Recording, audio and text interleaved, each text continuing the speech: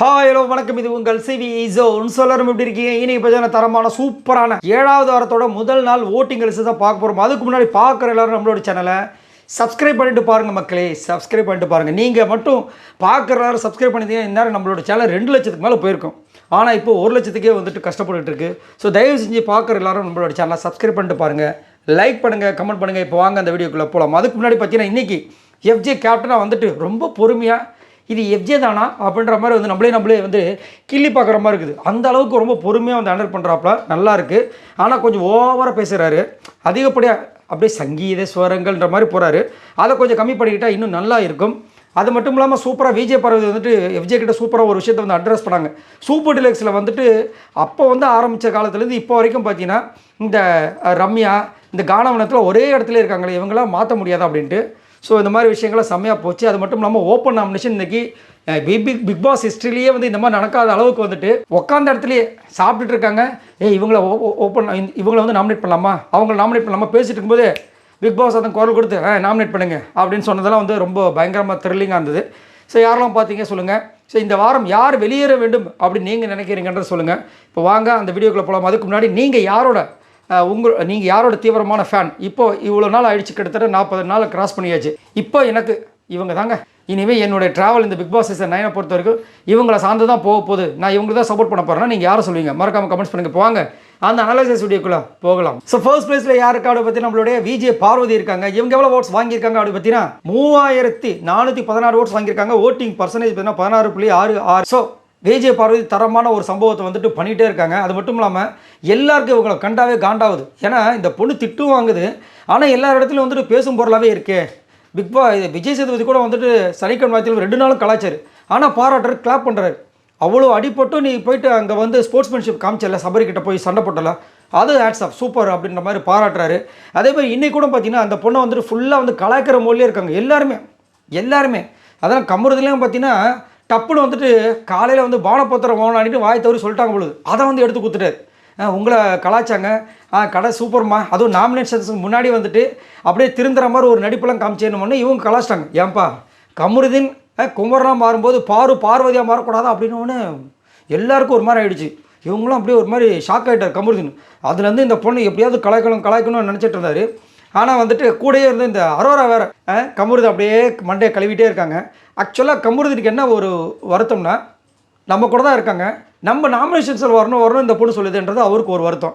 இவங்க நம்ம என்ன தான் ஃப்ரெண்ட்ஷிப் வந்தாலும் கடைசியில் அது ஒரு கேமுக்குள்ளே இருக்கும், கேமுக்கு உண்மையாக இருக்கணும், எல்லாருமே நாமினேஷன்ஸில் வரணும் அப்படின்னு அவங்க ஆசைப்பட்றாங்க.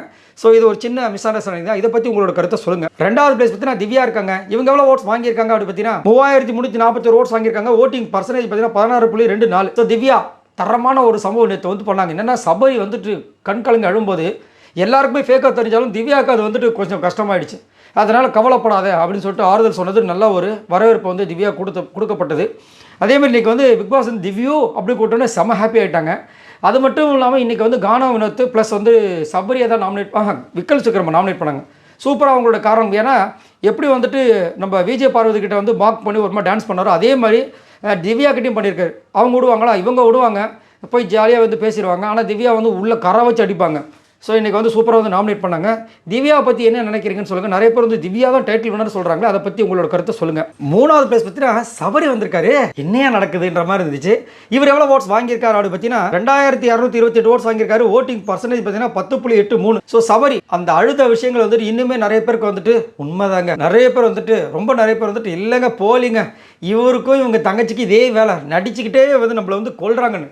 இன்றைக்கி ஓப்பன் நாமினேஷன் எவ்வளோ ஒரு சூப்பரான ஒரு விஷயத்தை கொடுத்துருக்காங்க. எல்லாரும் பிளான் பண்ணி ஆளுக்கு 2 ஓட்டு வீதம் கரெக்டாக பண்ணிட்டு வராங்க. ஆல்ரெடி வந்து விஜய் பார்வதி நாமினேட் பண்ணியாச்சு. சபரி வந்துட்டு நீங்கள் நாமினேட் பண்ணுங்கன்னு சொல்லும்போது வியானாவை சொல்கிறாரு. அடுத்ததும் விஜய் பார்வதியும் எதுக்கு ஓப்பன் நாமினேஷன் தெரிஞ்சு போச்சு. இந்த ஓட்டை வேஸ்ட் பண்ணாமல் எவ்வளோ அழகாக பண்ணலாம். இதுதான் சேஃப் கேம். இந்த சேஃப் கேம் தான் வேணான்றாங்க. ஆனாலும் பார்த்தீங்கன்னா சபரி திருந்தவே போகிறது கிடையாது. அதாவது தைரியமாக நெத்தியடி அடித்த மாதிரி அவரோட கேமை தனித்து விளையாண்டாருன்னா கண்டிப்பாக இவருக்கு ஒரு சூப்பரான ஒரு சான்ஸ் இருக்குது இந்த பிக் பாஸ் சீசன் 9. ஆனால் அவர் பண்ணுற மாதிரி இல்லை, தொடர்நடிங்கி மாதிரி தான் இருக்கார். 4வது பிளேஸ் பார்த்தீங்கன்னா விக்ரம் இருக்கார். இவர் எவ்வளோ ஓட்ஸ் வாங்கியிருக்காரு அப்படி பார்த்தீங்கன்னா 2069 ஓட்ஸ் வாங்கியிருக்காரு. ஓட்டிங் பர்சன்டேஜ் பார்த்தீங்கன்னா 10.06. ஸோ விக்ரம் இன்றைக்கி பார்த்தீங்கன்னா காலையில் வந்து அவரோட வேலையை ஆரம்பிச்சிட்டார். இந்த பிக் பாஸ் விட்டு திவாகர் போனதுக்கு காரணமே விஜய் பார்வதின்ற மாதிரி ஒரு விஷயத்தை வந்து கிளப்பி விட்டாப்புல. வேறு அவரோட வேலையை அதுதான் கொளுத்தி போடுறது, அதையும் அடுத்தவங்களை அசிங்கப்படுத்துறது, இந்த மாதிரி வேலைகள். ஆனாலும் வந்துட்டு விஜய் பார்வதி வச்சு செஞ்சாங்க. இன்னொரு இடத்துல ஆனால் ஒரு தரமான ஒரு கருத்து வச்சார், அதை நம்ம பாராட்டி ஆகணும். என்னென்னா சாண்ட்ரா பிரஜன் இவங்க 2 பேருக்கும் ஒரு சரியான ஒரு பலம் என்ன தெரியுங்களா, எமோஷ்னல் சப்போர்ட்டு. எனக்கு அந்த மாதிரி சப்போர்ட் எனக்கு மட்டும் இல்லை, இந்த பிக் பாஸ் வீட்டில் யாருக்குமே இல்லை. எமோஷ்னல் சப்போர்ட்டு 100% என்னால் ஒருத்தரை நம்ப முடியாது, யாருமே நம்ப முடியாது. ஆனால் பிரஜன் சாண்ட்ராவும், சாண்ட்ரா பிரஜனையும் நம்பலாம். அதேமாதிரி நான் வந்து அன்றைக்கி கோவமாக இருந்தேன், என் மேலே மற்றவங்களும் கோவமாக இருந்தாங்க.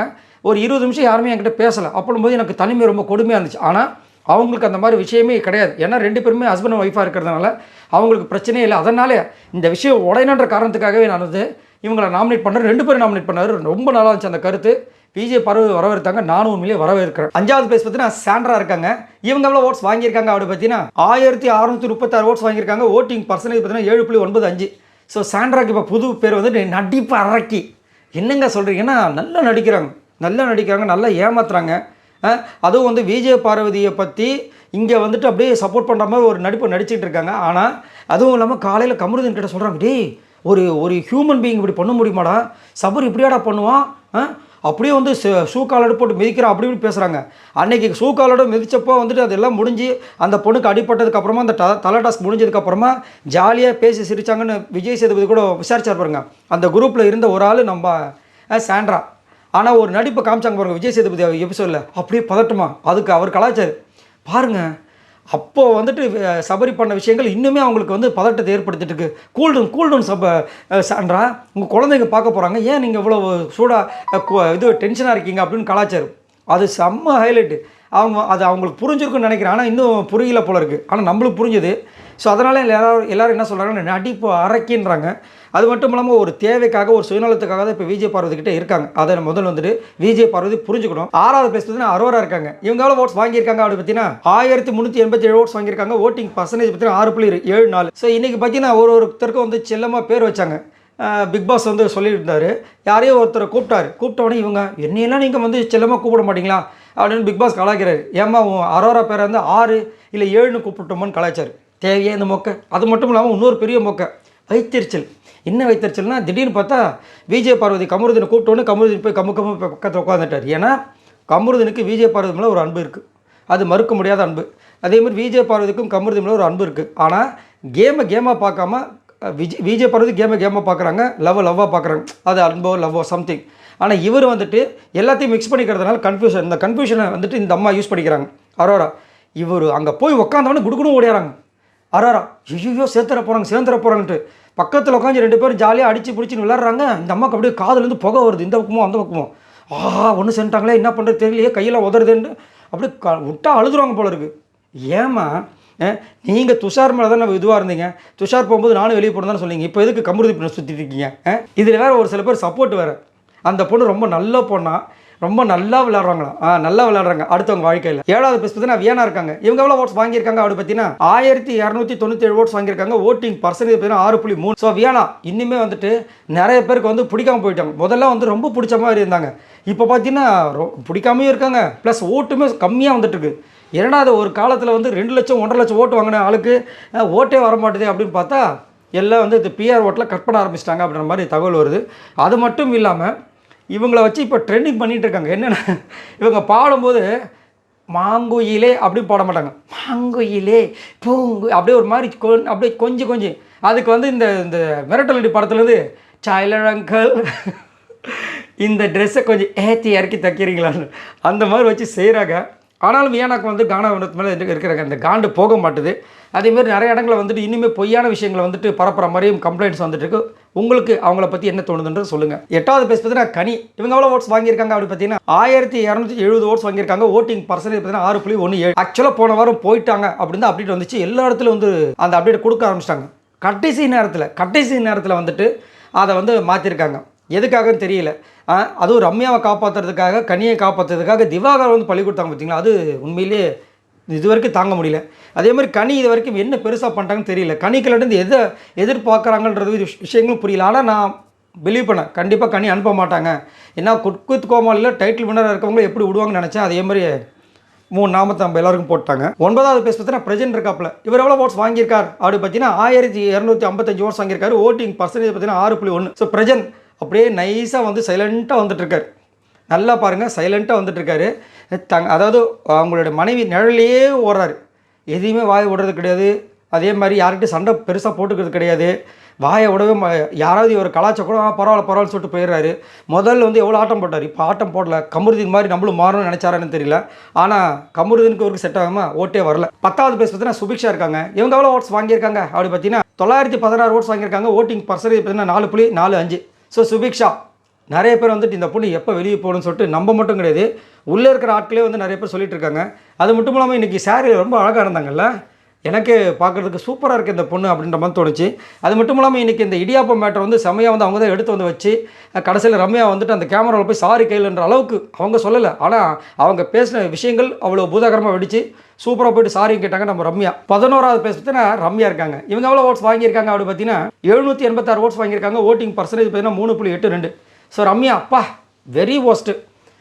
நாமினேஷன் கேட்குறாரு பிக் பாஸ். யோசிச்சாங்க அந்த நேரத்தில் என்ன சொல்ல போகிறாங்கன்னு கேட்கறதுக்காக விஜய் பார்வதி வராங்க. உடனே விஜய் பார்வதின்ட்டாங்க. ஏமா இது விஜய் பார்வதின்னு கேட்குறாங்க, எதுக்கு என்ன நாமினேட் பண்ண அப்படின்னா, இல்லை நான் யோசிச்சுட்டு இருந்தேன், திடீர்னு நீ ஓடி வந்து அவனால் உன்னை நாமினேட் பண்ணிட்டேன். எவ்வளோ ஒரு மட்டமான ஒரு நாமினேஷன் எவ்வளோ பேர் ஒரு டூலு என்னத்தை சொல்ல. ஆனாலும் இவங்க வீட்டுக்குள்ளே இருப்பாங்க. ஒரு சில பேரில் ஒருவேளை ரம்யா டைட்டில் வின்னராக வந்துருவாங்களோ அப்படின்ற மாதிரி பதப்பதைக்கிறாங்க. 12வது பேஸ் பார்த்தீங்கன்னா அமித் இருக்கார். இவர் எவ்வளோ ஓட்ஸ் வாங்கியிருக்காரு அப்படி பார்த்தீங்கன்னா 642 ஓட்ஸ் வாங்கியிருக்காரு. ஓட்டிங் பர்சன்டேஜ் பார்த்தீங்கன்னா 3.12. என்னங்க அமித்துக்கு ஓட்டே வரல. ஆனால் எனக்கு தெரிஞ்சு இருக்கிறதுலே சூப்பரான ஒரு ஜென்யூன் பர்சன், ஜென்டில்மேனு. என்ன இவருக்கு ஓட்டு வரலன்றது தெரியல. ஒருவேளை வந்துட்டு அது மட்டும் போதுமாங்க, பிக் பாஸ்க்கு தேவையான எதையுமே தரமாட்டாரு அப்படின்ற மாதிரி இருக்கான்னு தெரியல. இவருக்கு ஓட்டே வரல. அதே மாதிரி இன்னொரு தகவல் ஒன்று வருது என்னென்னா, வைல்ட் கார்டு என்ட்ரியில் வந்தவங்க தான் இந்த வாரம் ஒருத்தவங்க வெளியே போகிறதுக்கு வாய்ப்பு இருக்குன்ற மாதிரி சொல்கிறாங்க.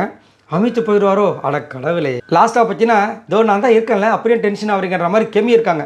இவங்க எவ்வளோ ஓட்ஸ் வாங்கியிருக்காங்க அப்படி பார்த்தீங்கன்னா 330 ஓட்ஸ் வாங்கியிருக்காங்க. ஓட்டிங் பர்சன்டேஜ் பார்த்தீங்கன்னா 1.6. ஸோ கெமி கண்டிப்பாக வந்துட்டு போகிறதுக்கு அதிகப்படியான வாய்ப்புகள் இருக்குது. ஆனால் விஜய் டிவியோட ப்ராடக்ட் அப்படின்போது இவங்க எப்படி விடுவாங்கன்றது சத்தியமாக புரியல. அதே மாதிரி இவங்க இது வரைக்கும் இந்த பிக் பாஸ் சீசன் 9ல் செம்மையாக பர்ஃபார்மன்ஸ் பண்ணியிருக்காங்கன்னு ஒருத்தர் கூட வாயை திறக்க மாட்டாங்க. ஏன்னா பர்ஃபார்மன்ஸ் இருந்தால் தானே. அதே மாதிரி இன்னுமே வந்துட்டு அன்புக்கு அங்கே சப்போர்ட் பண்ணுறது உண்மை. ஆனால் அன்புக்கு அங்கே எதிர்க்கிற மாதிரி ஒரு சீனை போட்டு விஜய் பார்வதி கூட ஒரு நட்பை வந்து கிரியேட் பண்ணிட்டு வராங்க. ஏன்னா விஜய் பார்வதிக்கு வெளியில் வந்து எப்படி ஒரு சப்போர்ட்டுக்கும் தெரியும். அதுக்காக வந்துட்டு அந்த பொண்ணுக்கிட்ட நல்ல ஒரு பொண்ணு மாதிரி நடிக்கிறாங்க. அது நல்லாவே நம்மளுக்கு வந்து பச்சையாக தெரியுது. சரி, இவங்கெல்லாம் மொத்தமான ஓட்ஸ் இது வரைக்கும் பார்த்தீங்கன்னா 20,573 ஓட்ஸ் வாங்கியிருக்காங்க. ஸோ இந்த வாரம் கண்டிப்பாக வந்துட்டு கெமி, அமித், ரம்யா, சுபிக்ஷா இவங்கள் தான் யாராவது ஒருத்தங்க போக போகிறாங்க. மேபி பிரஜன் வந்துட்டு நான் போகிறேங்க அப்படின்னு நினச்சி அவர் போனாலும் ஆச்சரியப்படுறதுக்கு. ஏன்னா எப்போ என்ன நடக்கிறது தெரியல. உங்களோட கருத்துக்களை சொல்லுங்கள். இந்த வாரம் யார் வெளியேற வேண்டும் அப்படின்னு நீங்கள் நினைக்கிறீங்க? மறக்காமல் கமெண்ட்ஸ் பண்ணுங்கள். இந்த வீடியோக்கு ஒரு லைக் தட்டி விடுங்க. பாய் நண்பர்களே.